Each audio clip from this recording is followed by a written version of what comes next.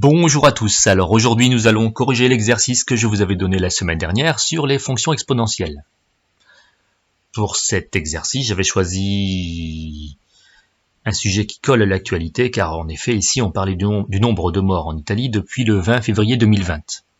Pourquoi j'ai choisi cet exemple assez morbide? Pour vous montrer que les fonctions exponentielles ou les mathématiques en général pouvaient servir dans des cas comme en ce moment, les cas d'épidémie, pour prévoir ici le nombre de morts qu'on pourrait avoir si rien n'était fait.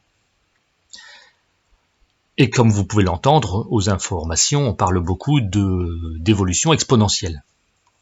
Donc, nous allons vérifier qu'on a effectivement une situation exponentielle. Donc, pour cela, nous allons ouvrir GeoGebra. On clique sur Affichage, tableur ici. Et dans ce tableur, nous allons mettre les données à analyser. Donc ici, nous avons le nombre de morts en Italie. Donc, on sélectionne les valeurs et on clique ici sur Statistiques et on choisit Statistiques à 2 variables. Cette fenêtre s'ouvre, on clique sur Analyse et on analyse les données. Voilà. Donc là, on va raccourcir un petit peu cette case-là pour obtenir ici les points qui correspondent au nombre de morts en fonction du nombre de jours. Et on voit bien que cela nous fait penser à une fonction exponentielle. Donc pour le vérifier, nous allons choisir un modèle d'ajustement ici. Ajustement exponentiel. Et là, on voit en effet que la courbe,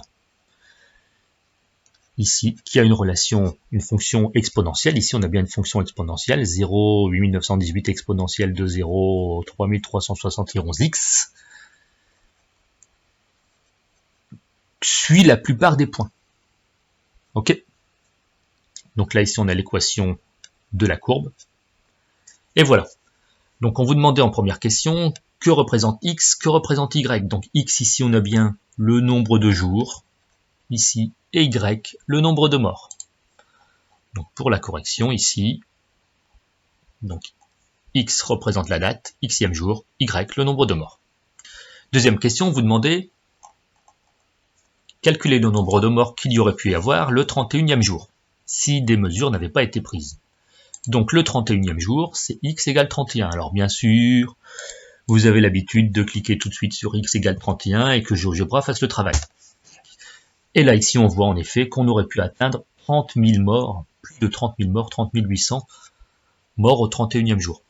Donc vous imaginez pourquoi les gouvernements, lorsque les simulations mathématiques annonçaient une hypothèse aussi catastrophique, ont pris des mesures de confinement. Donc, GeoGebra c'est bien, mais il faut savoir le calculer aussi. Donc, ici dans l'équation, on remplace x par 31 et on calcule. Donc sur la calculatrice, on tape 0,8918 fois exponentielle, il est ici au-dessus du logarithme népérien. Donc Shift, ln, on met une parenthèse, 0,3371 fois 31.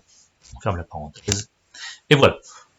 On obtient bien plus de 30 000 décès, 30 810 si on arrondit, si aucune mesure n'avait été prise. Vous allez me dire que c'est pas tout à fait la même valeur ici parce que GeoGebra prend les valeurs exactes. Okay, il arrondit déjà à 4 chiffres après la virgule, mais il doit prendre pour le calcul plein d'autres valeurs. Donc 30 000 morts au 31e jour, on en était à 4 825. Vous voyez, on a réussi à réduire le nombre de morts grâce aux mesures de confinement. Et il y a peut-être aussi d'autres facteurs extérieurs qui jouent. Les mathématiques ne peuvent pas modéliser tout parfaitement. Ensuite, on vous demandait, si rien n'avait été pris comme mesure, quand est-ce qu'on aurait pu dépasser 4000 morts? Donc 4000 morts, c'est Y. Le nombre de morts, c'est Y. Donc on remplace Y ici par 4000. Donc ici, dans l'équation, on aboutit à quelque chose comme ceci. 4000 égale 8918 fois exponentielle 0,33x. Je vais abréger. Première chose à faire, on isole l'exponentielle. Pour isoler l'exponentielle, il faut se débarrasser du 0,8918.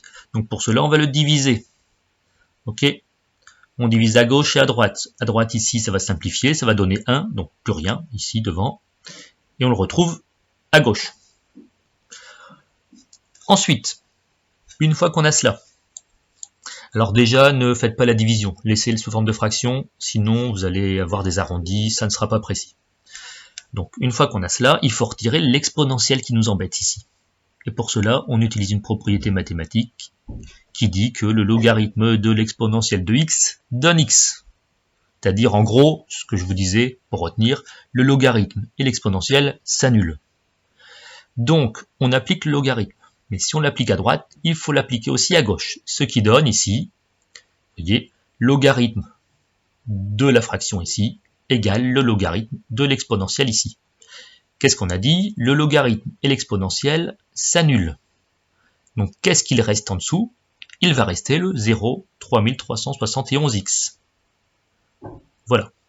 À gauche, rien de changé.